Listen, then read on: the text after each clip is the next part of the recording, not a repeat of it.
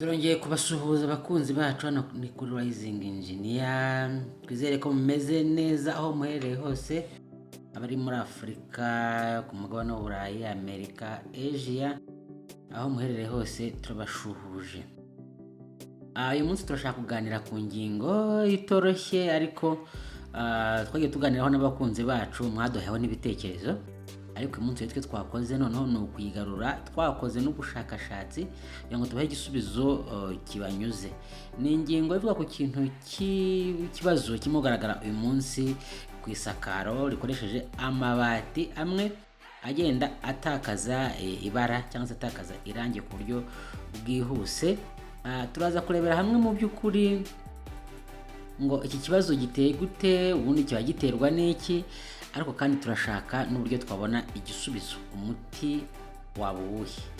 Ese ni ikibazo cy'amarange, ni ikibazo cy'abakora mu nganda, cyangwa se ni imiterere y'ibintu, ibikoresho bisanzwe? Ibyo rero nibyo tugiye kuganiraho, kandi nawe rwose tuguhaye ikaze muri iki kiganiro aho tugiye kureba ikibazo cy'amarange ku mabati. Reka tubanze duhere ku cyambere, turebe muri scientifically. Ubundi iyo tuvuze ko irange cyangwa se ibati ryacuyutse cyangwa se ryatakaje amarange, dushaka kuvuga iki? Aha ngaha tuza kwifashisha amwe mu magambo y'ururimi rw'icyongereza kugira ngo bize kudufasha, kuko wenda tutakubona amagambo tekinike ahagije mu kinyarwanda. Ariko ikintu turimo kubona ikintu bita color fading cyangwa se color degradation, iki nicyo tuza kureba turebe uyu munsi. Nuvuga ngo iyo umuntu agiye kugura amabati yo gusakara, akenshi hano mu Rwanda ndetse no mu bihugu bitandukanye bya Afurika, Uburayi, Aziya, Amerika, Oceania, nuko umuntu agura ibati kandi akagura ibara yifuza, kuko buriya amabara y'amabati afite icyo asobanuye ku bwiza bw'inzu, cyane cyane nk'ahantu hubakwa maison cadastre, aho ubona mu ibisenge byinshi barimo gukora abantu muri iki gihe biba bifite amabati agaragara, cyane cyane ibisenge bizamuye pitched roof. Noneho rero ugasanga nyine ubwiza bw'amabati buragena ubwiza bw'inzu, ariko si nibyo gusa, ahubwo ushobora n'ubwiza bwa quartier, kuko hari ibihugu usanga amabati runaka bavuga bati iyi quartier hazajya hasakazwa amabati afite iri bara. Ugasanga hari quartier iriho amabati y'umukara gusa, hari quartier iriho amabati y'ubururu, hari quartier iriho amabati y'umutuku, hari quartier iriho amabati y'icyatsi kibisi. Ibyo ndetse ukavuga uti mvuye muri quartier ninjiye muri iyi ngiyi ukoresheje amabara. Ibyo ni ibintu bisanzwe, ariko biba birimo test uburyohe cyangwa se icyo umuntu yishimira kurusha ibindi. Mu by'ukuri rero ariya marange tubona, akamaro kayo ntabwo ari ubwo bwiza gusa tubona ku mabati, ahubwo buriya afitemo ikintu cyo kurinda, to protect, ikintu cyo kurinda ariya mabati, kuko amabati yakoze mu cyuma. Hanyuma rero kugira ngo nayo abashe kwihanganira ibihe byo hanze aha ngaha, cyane cyane iby'ikirere, twavugamo nka humidité, twavugamo nk'imvura. Hari imvura zimwe ziba ziri acid bitewe n'ahantu imvura iherereye, ndetse n'izuba. Ibyo ni ibintu bishobora kwangiza amabati. Noneho rero ririya range mubona riba riteyeho riba rifite imimaro ibiri. Icya mbere hari ugutanga ubwo burinzi ku ibati, bubuza ibati kuribwa n'umugese. Icya kabiri hakabaho gutuma noneho ibati ritanga ubwiza. Ubwo rero iyo irange rivuyeho, ntabwo ibati ritakaje ubwiza gusa, ahubwo rishobora no gutakaza ubukomere bwabyo, icyo twita mechanical strength. Reka turebe rero mu by'ukuri uko bigenda kugira ngo bitakare. Urumva tumaze kubona yuko ririya range rifasha ibati ryacu kurinda kwangirikara, cyane cyane nko kuribwa n'umugese, rigatanga ubwiza, ariko kandi rikanaturinda, sibyo? Kuko hariho amabara, nababwiye ko ari amabara atandukanye, kuko amabara atandukanye nako ashobora rero kwabsorba ubushyuhe bw'izuba. Ubwo ni ibintu bitatu by'ingenzi bidufasha kurinda ibati kwangirikara, riribwa n'umugese, gutuma rigira ubwiza, ndetse no kuba ryafata ubushyuhe, ryakontorora ubushyuhe. Reka rero turebe ibice bibiri bigize icyo twakwita amarangi twe tubona ku mabati. Twe icyo tubona hari inyuma ni ririya range ry'ubururu, umutuku, umukara n'ibindi. icyatsi kibisi, ariko buriya ari amarangi y'amabati arimo ibice bibiri. Harimo igice cya paints cyangwa se irangi nk'irangi rimwe dusanzwe tuzi, ariko hari icyo twita coatings. Coatings rero ari nayo bashyiraho bwa mbere. Akamaro kayo ni ukurinda ibati, cya cyuma cy'ibati. Bishatse kuvuga iki? Nubwo ushobora kugura ibati ridafite ibara runaka, ariko rifiteho coatings, rifiteho uburyo bwo kugira ngo icyo cyuma ubwacyo bakirinde. Hari amabati twita ngo amabati y'umweru, abantu bavuga ngo ntateye irangi, ariko abafiteho ira prime coating ituma cya cyuma noneho umugese utakirya.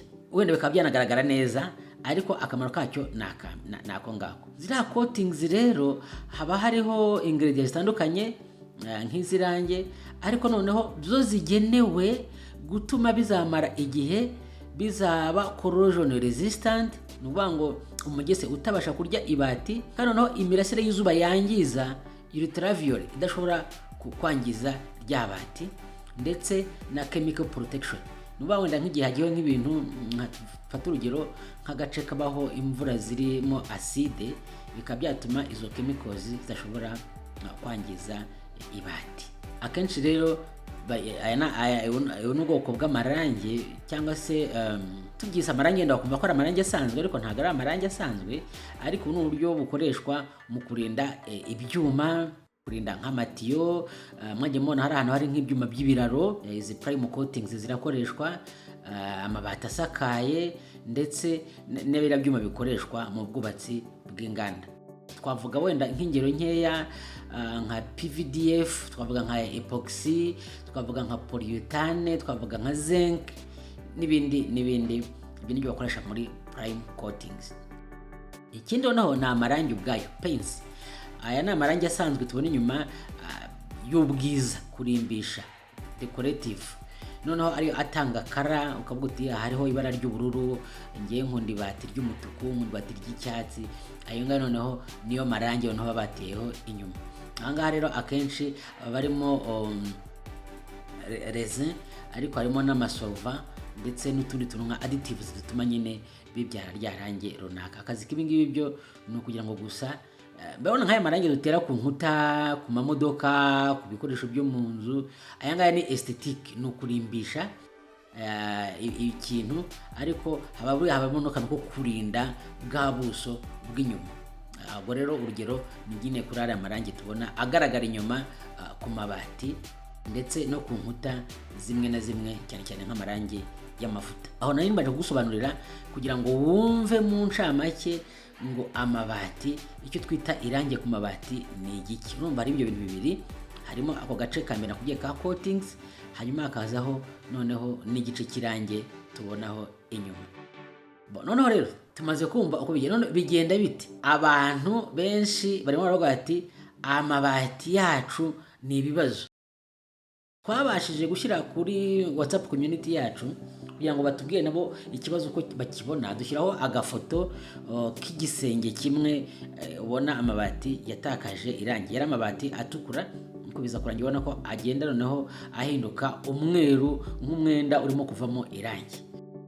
Batugera ibintu bitandukanye cyane, bakatubwira ati aya marangi abashaje, abandi bati inganda ziratubeshya, ntabwo zikoresha ibipimo by'ubuziranenge, abandi ati rwose nanjye byambaye ariko sinzi icyo nakora, abandi bati abashinzwe iby'ubuziranenge baturebere, undi ati impamvu baba baraguze amabati ya fake, bati goji 30 niyo itagira ikibazo, batariki 20 bati goji 30 niyo igira ikibazo, ariko iyo ari 28 nta kibazo igira.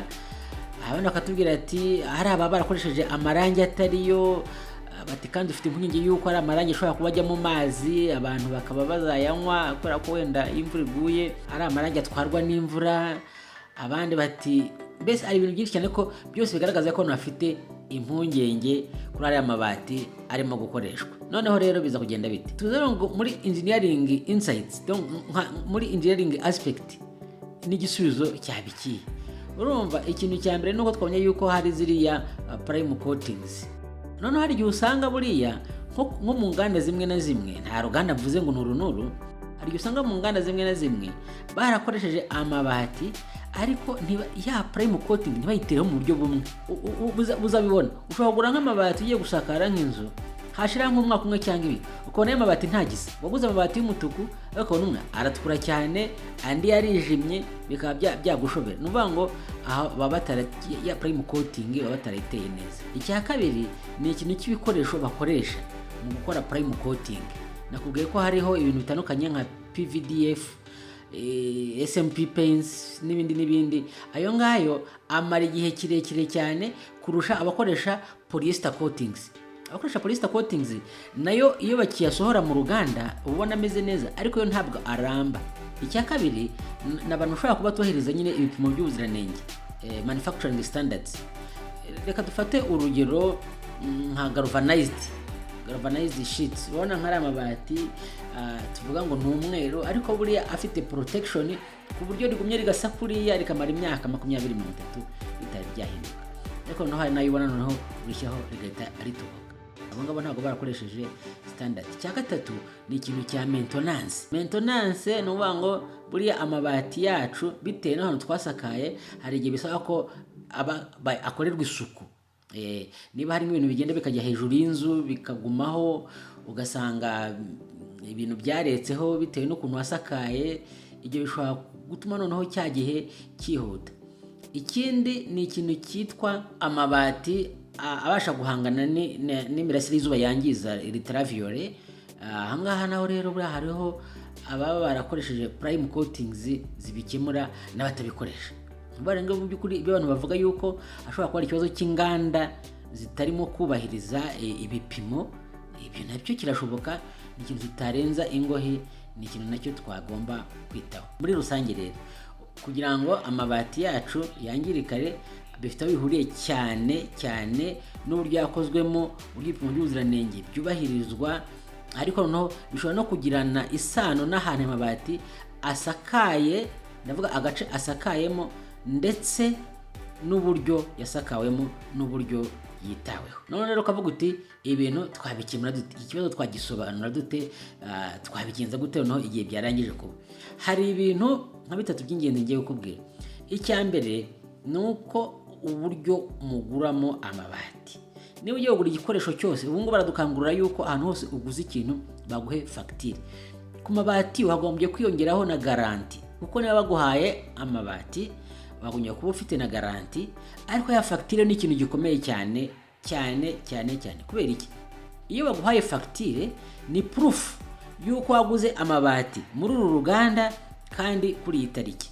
Nuvuga ngo niba uguze amabati ukayasakana kitarenze umwaka, ukabona amabati yawe yatangiye gutakaza irange umwaka umwe, 2, 3, 4, 5 undi abakikira igihe gito cyane, uba ugomba kugaragaza yuko waguze nabo amabati akaba atarimo kubahiriza icyo wayifuzagaho, atarimo kugufasha, ahubwo arimo guhindura irange. Kuko gutakaza irange ntabwo uva gusanga inzira za gusa nabi, ariko n'igihe ayo mabati azamara asakaye inzu gihita kigabanuka cyane, bikaba byatera inzu gusenyuka. Ubwo rero ikintu cya mbere no kujya mugura ibintu mufite fagitire kugira ngo izagufashe mugaragaza yuko abantu mufitanye nabo ikibazo kuko ari waguze nabo amabati.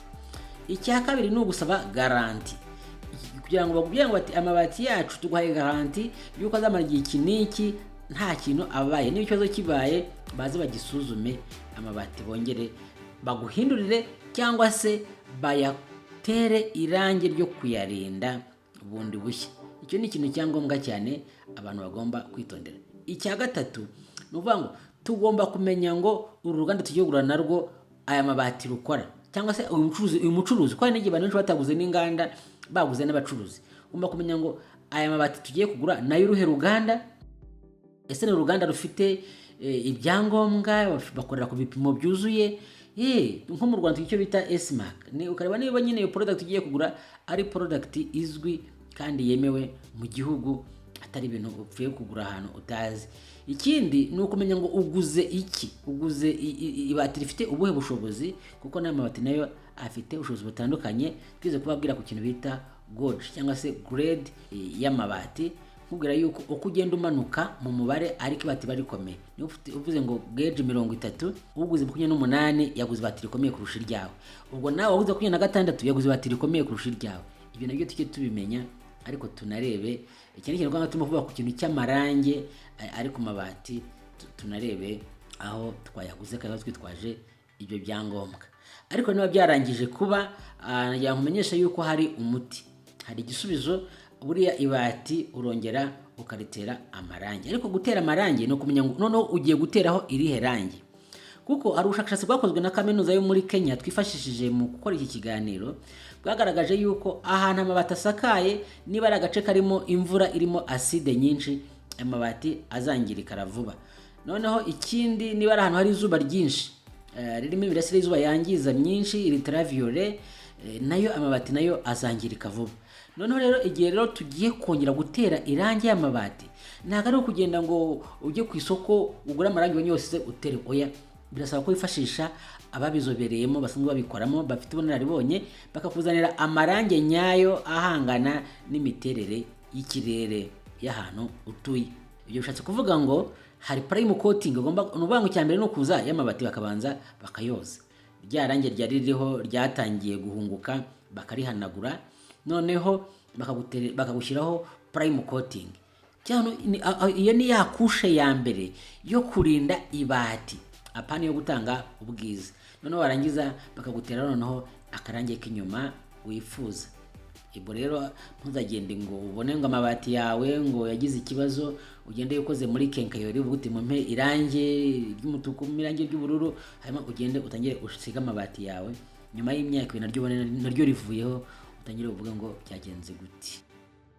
Reka tubashimire rero, mbere na mbere reka dushimire Rising Engineer community ibitekerezo mwaduhaye. Benshi mwaratwandikiye mutubwira namwe uko mubibona ku kibazo kimeze n'icyo mukeka cyo kibitera. Ariko kandi tunashimire ni kaminuza ya Nairobi yakoze ubushakashatsi iturebera kuri iki kibazo cy'amabati ndetse inatanga igisubizo.